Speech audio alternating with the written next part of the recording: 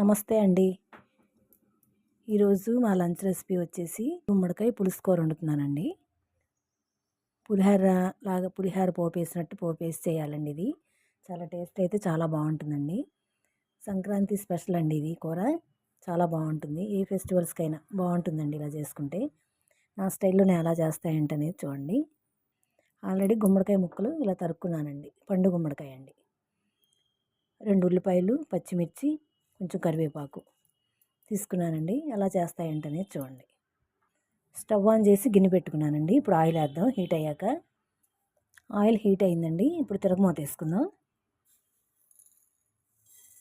ఆవాలు, మినపప్పు,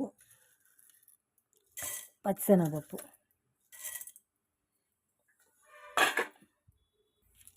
ఎండుమిర్చి ఇలా ముక్కలు చేసి వేసుకుందామండి. ఇంగువ,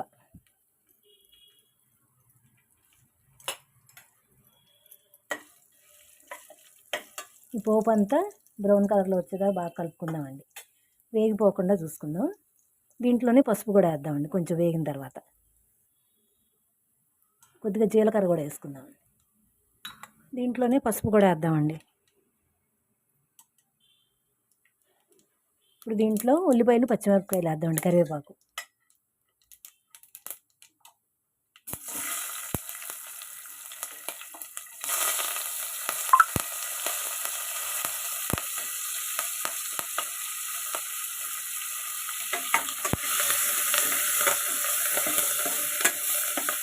కలిపేసి ఒక నిమిషం మగ్గించుకుందామండి.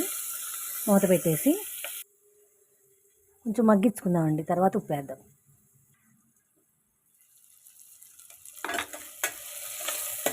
మగ్గిందండి. ఇప్పుడు గుమ్మడికాయ ముక్కలు వేసుకుందాం. ఇట్లా వేగితే సరిపోతుంది.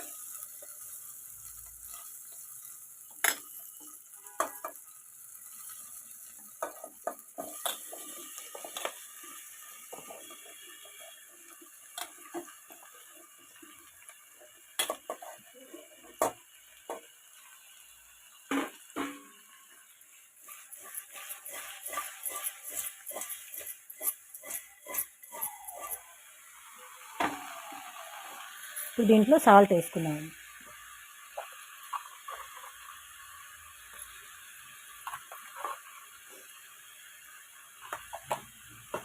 మళ్ళీ ఒకసారి తిరగేసుకున్నాం.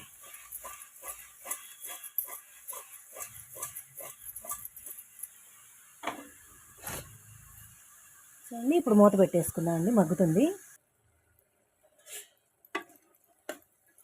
చూడండి, ఇలా మగ్గిపోయిందండి. మరీ మెత్తగా అయిపోకూడదు కూర. కొంచెం ఇలా ముక్కలుగా ఉంటే ఆల్రెడీ చింతపండు ఇవన్నీ వేసాక ఇంకా మెత్తబడిపోతుంది. ఇట్లా ఉంటే బాగుంటుంది. ఇప్పుడు దీంట్లో కొంచెం చింతపండు పేస్ట్ వేసుకున్నాను.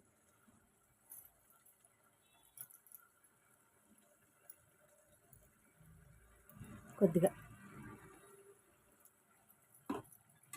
ఈ పేస్ట్ పులిహోరకని కలిపి ఉంచుకున్నానండి. చింతపండు పేస్ట్ రెడీ చేసి ఉంచుకున్నాను మొన్న. ఇంకా అది ఉంటే వేస్తున్నాను. ఆరోగ్యానికి కూడా చాలా మంచిదండి ఇది గుమ్మడికాయ కూర.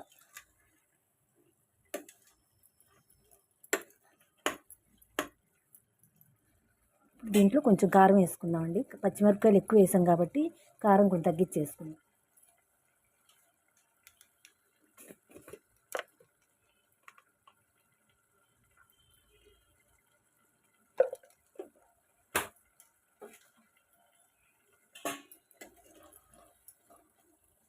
ఎక్సలెంట్గా ఉంటుందండి కూర. కొంతమంది చెక్కుతోనే వేసుకుంటారండి. నేను ఇక్కడ చెక్కు తీసేసి వేసాను. గబాలను గుచ్చుకుంటాయేమో అని.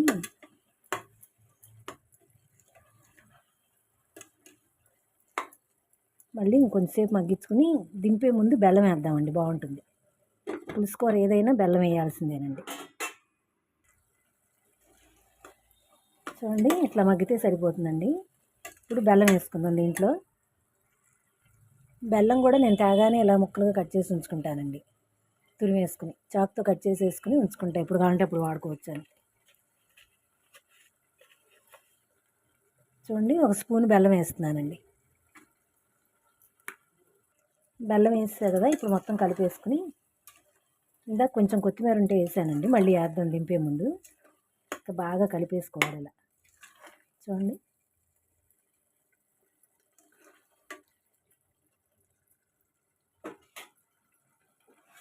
ఒక్క నిమిషం మూత పెట్టుకుని కొత్తిమీర వేసి దింపేద్దామండి. తగ్గిపోయిందండి. ఇప్పుడు కొత్తిమీర వేద్దాం. వెంటనే కలపకుండా ఒక్క నిమిషం అలా ఉంచుదామండి. ఫ్లేవర్ అంతా కూరకు పడుతుంది అలా ఉంచితే. చూడండి, కొత్తిమీర అంతా ఇట్లా చల్లాను కదా. ఇప్పుడు ఒకసారి ఇలా అడుగు నుంచి ఇలా పైపైన కలుపుదామండి. ఇలా పైపైన కలిపి ఇంకా ఉంచేద్దామండి. కట్టేద్దాం. స్టవ్ అయిపోయింది. ఎంతో టేస్టీగా ఉండే గుమ్మడికాయ పులుసు కూర అండి ఇది. పండగల స్పెషల్ అండి ఇది కూర.